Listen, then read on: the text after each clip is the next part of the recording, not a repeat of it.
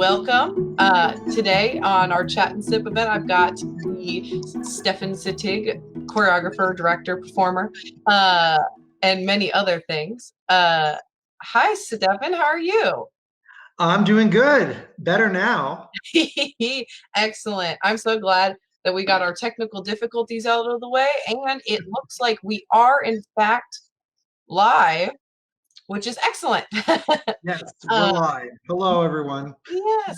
All right. Awesome. So, for those of you who are just tuning in, you can ask questions for Stefan in the comments, and we'll try to answer them, as many of them as possible during our time here. But I'm going to go ahead and get started with some of my questions for you.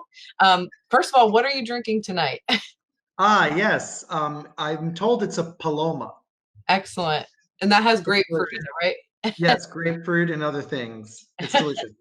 I've got my white wine, a relaxed Riesling wine in a nice little china cut glass that my mother-in-law got for us from from one of those estate sales, I believe. I was going to ask. It's a beautiful glass. Very Thank nice. you. We have a bunch of different colors. Um, awesome. So, first of all, you are a director, choreographer, fight director, educator, singer, actor, and dancer. At And least human being. and human being. Okay. That's what I've read all on your bio when I was taking a look and doing Gosh. some research. I was wondering, is there a favorite of one of those things that you do, or if not, one that you find yourself gravitating towards? Oh, wow. That's a great question. Well, I think like most theater people, my first entree, my first way into theater was as a performer. So I definitely came in as an actor first, and that was always my first love, and that's where I fell in love with the theater. Was through being a performer, and that was wonderful, and I loved it very, very much. But at some point in my life, I transitioned to being a choreographer because I found that I liked being on the other side of the creative table. I had more control. Being an actor's hard, right? Right, absolutely. There's a lot of things that are out of your control, and I always feel for my fellow actors and my friends who are still in the business trying to be actors, professional actors. It is so competitive and also very, very grueling. And sometimes, there's a lot of rejection. And so I think because of that, I try to be really, really close. I'm pretty close to actors. I'm an actor's director. I'm an actor's choreographer, I think. I know what it's like to be up there and to have to do it 8 shows a week. So um, I care about them a lot. And so that's where, being a choreographer and a director comes from that, I think, as well. So I use that a lot in my work, or I try to. That's excellent. Um, yeah, it is very difficult. I mean, I myself act as well as being the performing arts coordinator. So, yeah, there is a lot of rejection involved. You're absolutely right. It's not easy. And so you're a little bit more in control of your life. There's less, believe it or not, there's even less opportunities, right, as a choreographer or director, because there's only one per show, usually. And there are several actors and roles. So it's actually even harder sometimes to get work. But when you do get the work, you are able to really put your personal stamp on it Mhm. more. And so I think that that means a lot. And it's for me, it was sort of what happened to me. I transitioned into, so short answer, too late, uh, is that I love it all, but I haven't really performed. My last professional gig was as an actor was 2003. Oh, wow. So I've been doing choreography and directing for since mostly exclusively since then. So, And yeah, I'm not against ever going back now that I'm getting older. I can play all those dad roles. hey, that's a niche market you could fit into now. It sure is. Yes, I'm noticing. Awesome. So you teach at George Mason and several other universities, colleges. How did you start teaching, and what's your favorite part about educating? Oh, wow. Well, I'll start with the second half. My favorite part about being a teacher is the students. Mhm. It's always been. I am missing them so much right now. My George Mason school of theater students right now because I see them online, and we're working. The classes have transitioned online, but I miss seeing their faces live. I miss working with them in the classroom, and just they're really just such a wonderful, friendly group. They really are, and they're just great, and they give me so much energy and excitement every day. And I try my best to give them as much of me as I can too every time I'm in the classroom. And now virtually, right? Right. So it's been great. And so that's the part that's why I love teaching. And I got into it almost sort of, I went to grad school after undergrad, and it was a program in Richmond that's well known now. At the time I went, it wasn't that well known. I got my MFA at Theater VCU, Virginia Commonwealth University in Richmond. It's now known as a great MFA program, and also a great place to learn to teach theater, which little did I know back then, right? So I lucked out, and they threw me right in, and I think that's part of the reason they're so good. They threw me right in my first year grad school, first semester. I remember I walked into the coordinator's office, and he said, "Do you want to teach these two classes?" I had one class already, and then he said, "Do you want to teach a second class?" And he said, "No other grad students doing that right now. Don't tell anyone else." And I said, "Oh, okay." So I did. I taught, and then they kept me teaching two classes as a grad student, teaching two undergrad classes for the 3 years I was there. And then I also assisted many of the professors in, TA'd in grad classes. I TA'd the stage combat class. So now I'm teaching stage combat, right? In college. So that was great. And I got to TA the graduate level stage combat class when I was at VCU with David Leong, who's one of 10 fight masters of the Society of American Fight Directors. So I got thrown right in the deep end, and I learned that way by doing. Excellent. Sorry, just bouncing around a little bit. You've done so Great. much that I just want to touch a little bit on everything, I think. Um, Sure.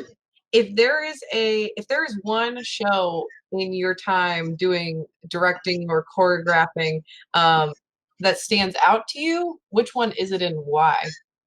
Oh boy.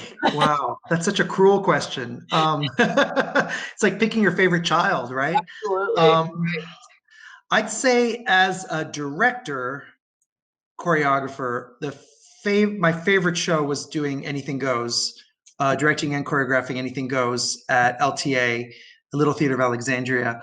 About God, has it been 4 years? It's been 4 years now. Oh, Oh, wow. over 4 years, yeah. And I had such a great time doing that show. I love Cole Porter. I love the music of Cole Porter, and everything else about Cole Porter. It's great, and the lyrics. And so that was a great experience. I really enjoyed doing that. As a performer, I would say my favorite show is West Side Story. Uh, I've been in it 4 times. Oh, wow. I've played Tony, Action, Arab, Baby John, and I understudied Riff Oh, wow. at various different theaters. The last production I did, I did it throughout most of my 20s, which is funny, obviously. And then the last production I did was at Olney Theater, Right. where I got to play Arab and understudy Riff. So it's a great show. I think for anyone who loves theater, and it's just a wonderful show to be in. And so that, I would say, is the show from a performing aspect. To dance and perform in was the one that has stuck with me the most. Yeah. Right. Would you ever want to choreograph a West Side Story?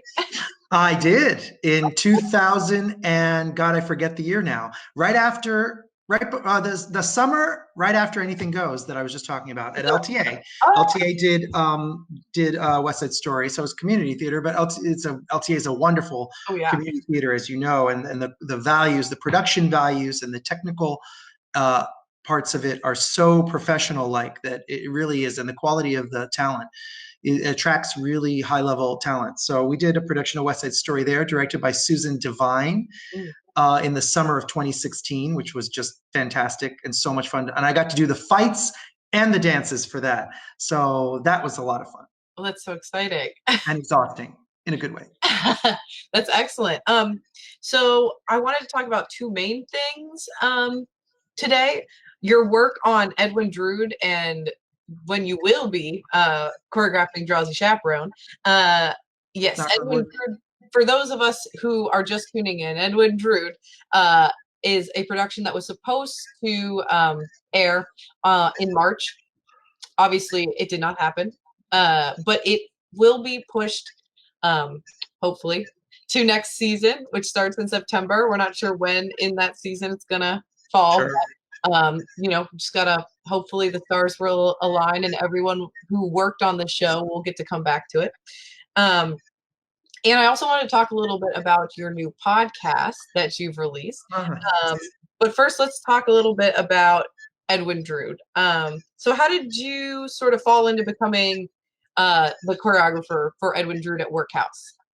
Wow, that's an interesting question. So I had already been asked. I was asked to choreograph Drowsy Chaperone, which is was the show after, right? As we stumble along, right? Okay, so that's my Drowsy reference for those who don't know. And I had already been asked to do that show, and then I found out I looked on the website and I saw that they were also doing Drood, and I thought, and then I saw who the director was, so Danilo Stapula, Dan Stapula. So I thought, let me send him a note. Say, hey, so I don't know, you're doing Drood. Do you need a choreographer? Do you have one already? If not, I'm doing Drowsy. I'd love to also do Drood. This is how things happen for me. I think you have to make them happen sometimes if they don't. Oh, absolutely. And he wrote me back and said, let's meet. Absolutely, I'd love to. And so we had a meeting, and we had never met. Oh. And then we found out we had a lot in common. We're both half Latino.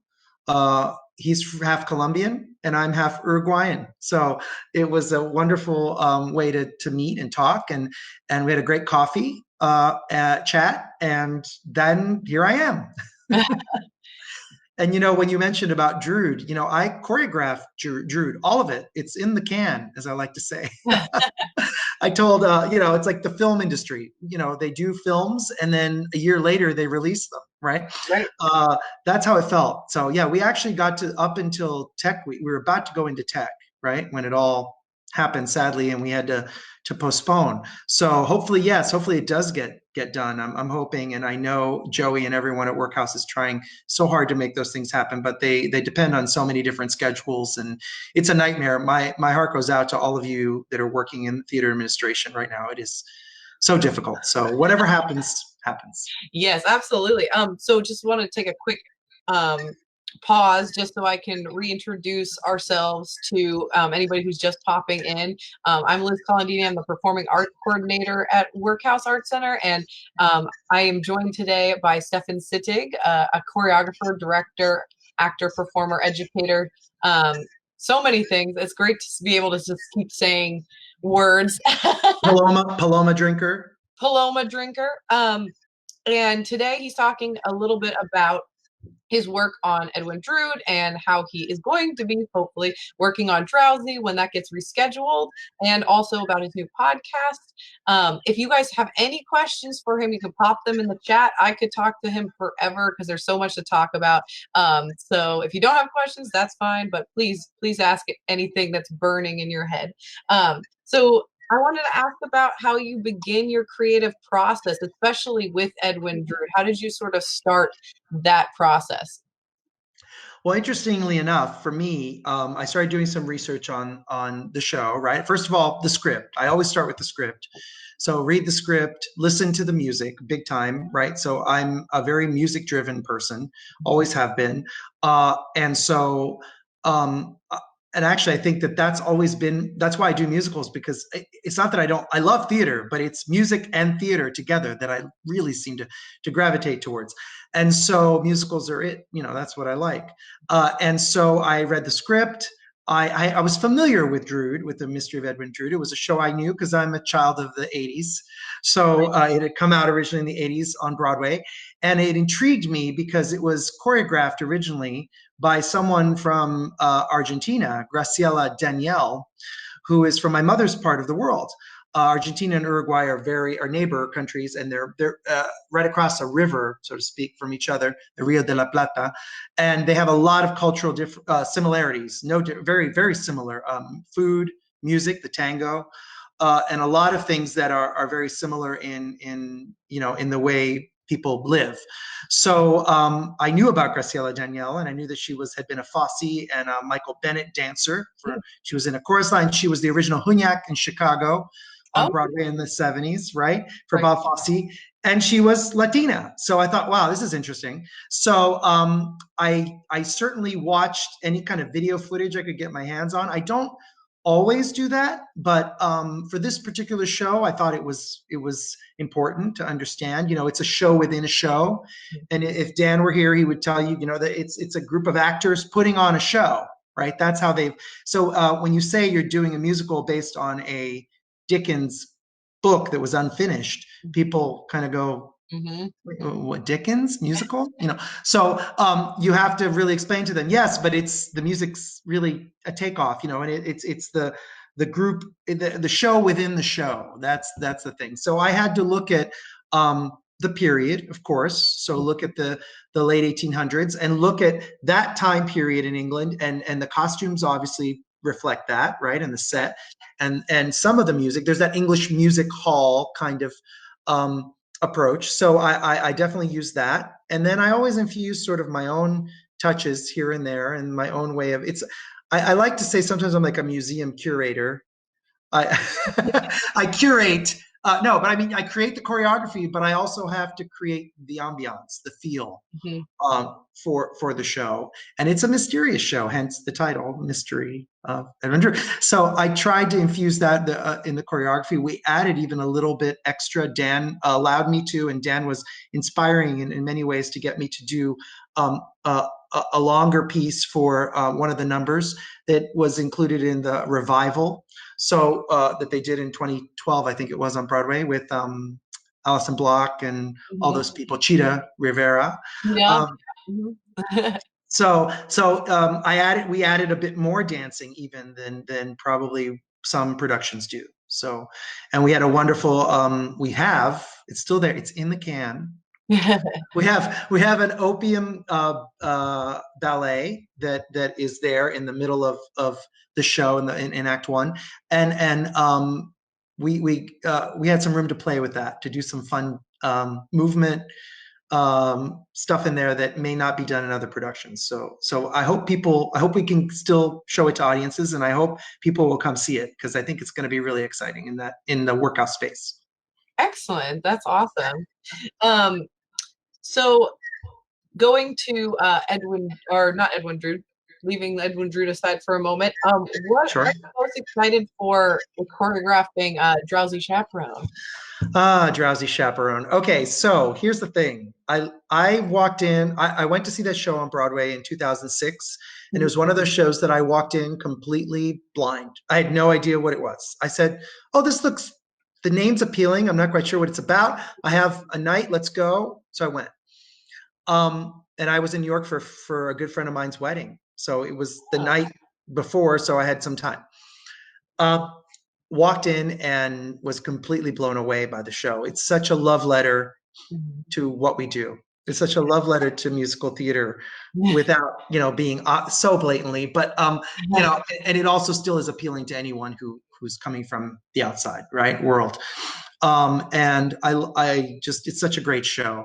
And just recently, because I'm on the board at Virginia Theater Association, I got to meet Beth Level, the Oh, original chaperone in The Drowsy Chaperone. well, that's wonderful. Yes, so that was interesting, and I got a little video recording that I've kept for myself, and it's been great, of her and I talking, and so she is such an inspiration. Beth Level is so fantastic, and so to be able to do that show and just have seen her on Broadway, and now get the opportunity to do it at Workhouse in such a nice space that's so intimate. That's what I like about Workhouse space. It's so you're right there. You're so close to the actors, and you Oh, don't get that everywhere. mhm. So it's great. So I'm really excited to work on it. Again, fingers crossed. Yes. Oh, we're really excited to have you back choreographing on the Workhouse stage again, after, so soon. Um, so, you know, I'm fairly familiar with both pieces. My school did Drowsy Chaperone when I was a freshman in college, and I saw Nice. it and fell in love with it. It's such a fun show. But I was looking at both of those pieces, and I realized that they're very different, but in a way they also are pretty similar shows, right? They've got that show within a show element almost. Uh, Yes. would you say that you have sort of a style of show, and does it fit in the Drood and Drowsy like canon? You mean like me as a choreographer? Do I have a style show that I like to do? Hmm. Well, this I'm going on my 100th production. Oh wow. So I think if I say there's a style I like more, Hmm. then I can't say there is. Hmm. I like the variety. I like the fact that there's so many different kinds that I can do West Side Story, a chorus line, and Seven Brides for Seven Brothers, Right. but also do something like Drowsy, a smaller musical, something like Drood that's so theatrical.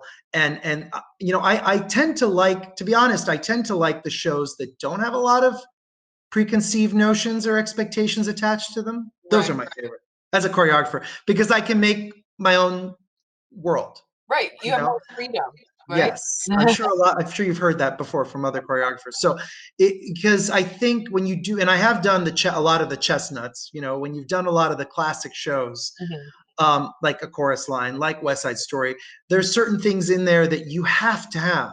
Right. I You can't And be I forced. saw the recent Broadway production, and I was like, oh, because I mean, you can't. That's you can't take too much of it out. If you take too much of what made the original so wonderful out, then what's left?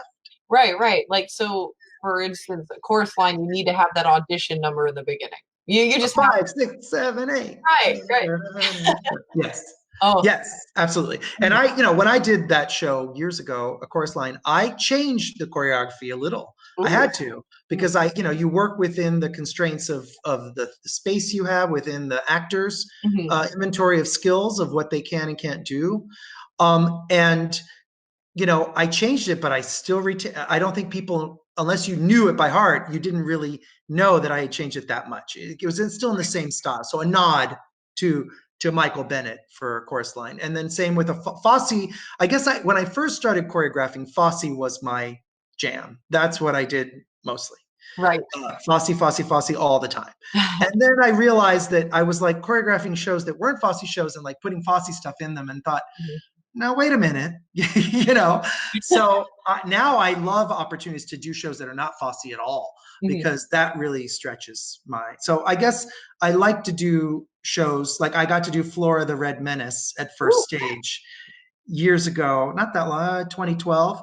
ooh. And that was fantastic because not a lot of people have seen that show. Right. And Everybody it's knows the song "Sing Ha" or yes, "Sing happy. Happy," but they don't Yes. know that it's from that show. Yes, and all I need is one good break, Hmm. right? Great show, great songs, great beginning score, first score by Candor and Ebb, one of the first scores.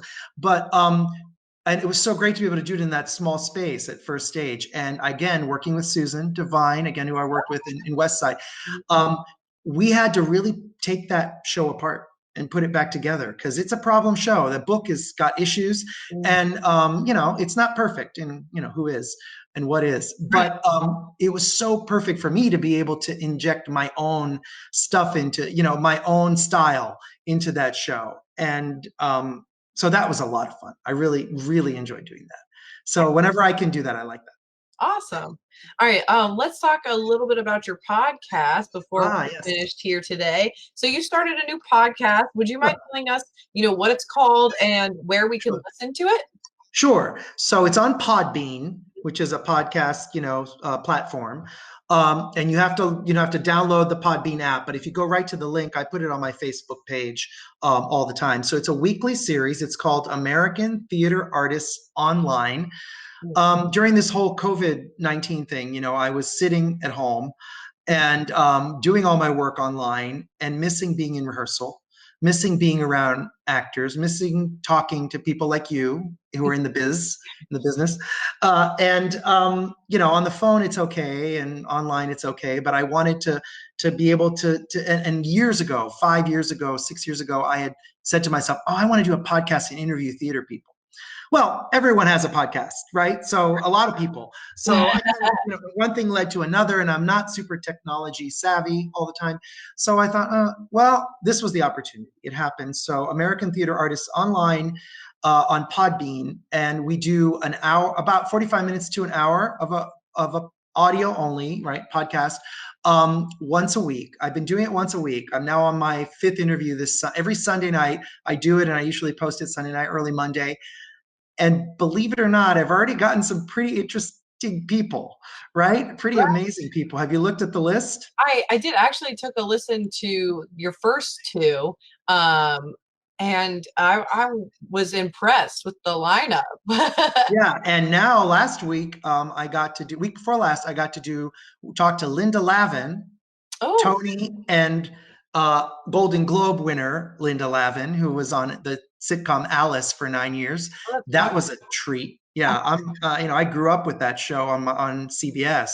So to be able to talk to her, she and Billy Stritch are doing these free concerts on Wednesdays on Billy Stritch's Facebook page. Yes, I saw those. That's excellent. I mean, for those of you who didn't know about that, please go check it out on his Facebook page. Great. So those are, and then, but it's not. They're really the biggest names that I've reached out to so far. But I'm definitely open to any. I'm looking. It's really about talking to contemporary figures in American theater. So I'm talking to people like Matthew Steffens this past Sunday, who is a associate choreographer on Broadway, working with a lot of choreographers in New York, and also an actor himself, and been on Broadway several shows. But a lot of them have Virginia roots, which is interesting, maybe because of my own contacts. So they went to school in Virginia, or I met them through VTA, or there's some sort of Virginia connection. And I live in Virginia, so that's interesting to me. But right now it's American Theater Artists, and so tune in. I'd love to have more people go on there. It's a podcast for now, and we're interviewing Ed Jarrow, big Shakespearean, DC's big Shakespearean actors, DC's Stacy Keach, Ooh, on Sunday, and he now, aside from having performed at the Shakespeare Theater Center now for theater company now for 36 years, he's been in every Shakespeare play ever. that's Right? amazing. Can you imagine? He's also has a Facebook a live show that he does in his cooking in his kitchen now. He's Italian. Mia cucina, mia cucina. So fun, right? So that'll be Sunday, and I'm really looking for. I just finding that I really love talking to theater people, and that's kind of where it came from. That's excellent. Awesome. Let's see. So what would you say? I mean, you're just. I know that we've talked about like who you're talking to and what you're talking about, but sort of like why did you want to start this podcast? What would you say is like the core theme of this podcast? I think I wanted to have a space where people could talk freely and in a relaxed way about their work, but sometimes it's about other things too. And like I said, it started because of the COVID-19, right? Mhm. And so there's a little bit of that in the podcast. I don't want them to be always about that. I mean, that's what they're about in some parts right now. So in my podcast with Jason Williams, Emmy nominated playwright Jason Williams, and his wife Charlotte Cohn, who's a Broadway actress and producer, about their play Church and State, which Yes, is a play. Yeah, so you heard that one, right? So and that I was, was listening to that one and yeah. super interested in that play now. Right. So there you go. So Yeah. it's a resource. I think I'm in a way I'm using I've created it as a resource for other theater people, because we love theater, right? So it's for non-theater people, but also it's to be able to have non-theater people, but us theater people look at what people are doing and maybe get inspired. Maybe we choose we want to direct that play. Jason and Charlotte are a theater couple. That's kind of fun, right? And so they've found a way to work together, even though they do different things. And I don't know, I just find that inspiring, and also how it changes our culture and what we're doing. So Ed Giro is doing this cooking from home class, and Jason and Charlotte talked a little bit about. Jason wrote a new play about what was it called? It's called Social Distancing. Oh, yeah, He yeah. literally wrote it the last few weeks. I mean, that's exciting to me, how we're on that. So I love talking to people that are doing something interesting and exciting. And I don't really care if they're, famous or not. That's not the goal of the podcast. I mean, if it happens, great. I'm going to ask them questions too, because I have questions. They're people too. Excellent. We actually have a couple of questions in the comments, so let's get to those. Before we end, we are almost at 30 minutes, which is excellent. Oh, wow. Time. So our first question is from Dan Stapula. He wants to know how many shows you've done at one time. Oh, geez. Okay, yeah. So he knows me well, right? that's a I know you question. So at one time, the max has been 3 at one time, but that's with a lot of help, with a lot of assistance, with a lot of dance captains.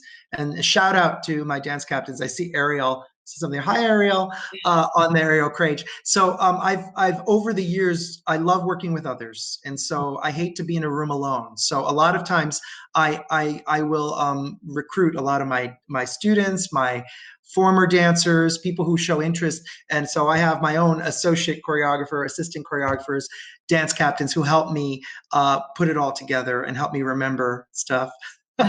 So now with video, it's easier, but so no, it's great. And so that's one way I do it. But yeah, that's 3. I know in 1 year, I had 1 year where I choreographed, I think it was 14 shows in 1 year.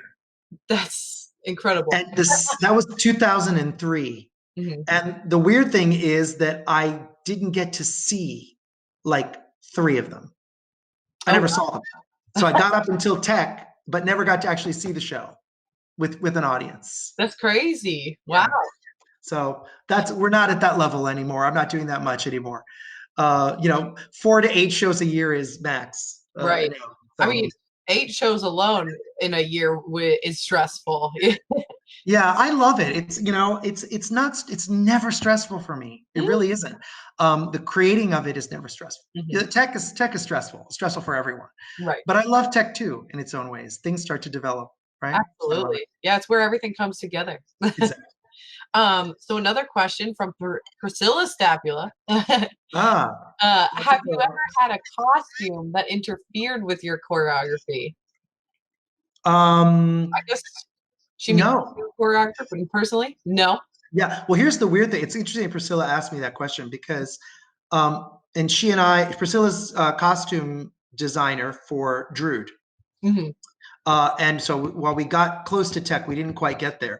But I always loved everything that I saw from her, and it was right. And she asked all the right questions, and I tried to, work with her as much as possible. But I've never, I think I'm a frustrated costume designer.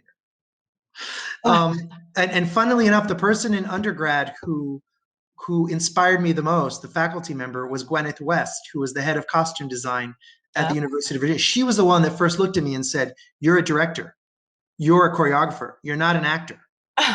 And I got insulted at the time because I was an undergrad. Well, how dare you? Of course I'm an actor. I'm going to Broadway. No, right? No. So and she was right. I'm sort of and so it's the one technical aspect that I spend the most time looking at. More than set, more than lights. It's costumes, because I think with choreography works great. So no, luckily I've never, and I think it's because I talk to the costume designer a lot, and I've been lucky to work with amazing costume designers, but there's a dialogue, and I like dialogue. I want to go back and forth with it and say yes, no, maybe, and have the costume designer say, well, I really want this piece, and I say, absolutely, I'll change the choreography, because it's not about. It's about the finished product. And we're all working together to collaborate on that. It's not, the choreography isn't more important than the costumes. They're both equally important. Absolutely. Yeah. That's interesting. Have you ever, as a performer, ever had problems while you were dancing with? So now I can tell this story. I was hoping you'd ask me that. So Gwyneth West, the same person that I just mentioned, was the costume designer for a production of Cabaret that I was in at the University of Virginia. That is only famous because Tina Fey played Sally Bowles. In your VCU production? No, UVA. Drama, Charlottesville, 1992. Okay. Tina Fey played Sally Bowles, and I was a waiter, one of many waiters, 9 chorus boys. Got it. So backstage when we were, or in the costume, in the dressing room, we were getting dressed for the first dress rehearsal. Gwen had given all of the waiters a vest, you know, the shirt, the vest, the pants, you think of, but under the vest, she insisted that we all wear suspenders. Under the vest. Under the vest. So one day I stupidly, as an undergrad, opened my mouth and said to someone else, I don't understand why we have suspenders. It's ridiculous.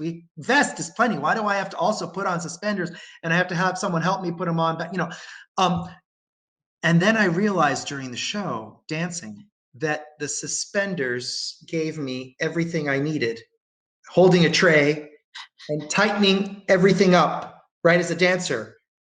Without this, one day I didn't wear the suspenders because I didn't want to or whatever. And Gwyneth came backstage and said, why didn't you have your suspenders on? And I went, and she knew because I didn't have the same posture. So costume designers know what they're doing. That's, I think, where I learned early on. So listen to them. Excellent. We have one last question for you before we go. Kathy wants to know, what's next after Drood and Drowsy? Do you have anything slated for the upcoming rest of the year? Okay, so this is where it's going to get sad. I don't want to end on a sad note. Oh, no. I was working on well, at one time was going to be working on 2 shows, to answer Dan's question too. But I had 4 shows in the period between March and May. So they're all postponed. So after Drood was Drowsy. After Drowsy was In the Heights at Next Stop with wonderful director Elena Velasco. Yes, who I am. Velasco. Right. So I hope we can still do an Evan Hoffman at Next Stop. Hopefully, we'll be able to slot In the Heights into next season.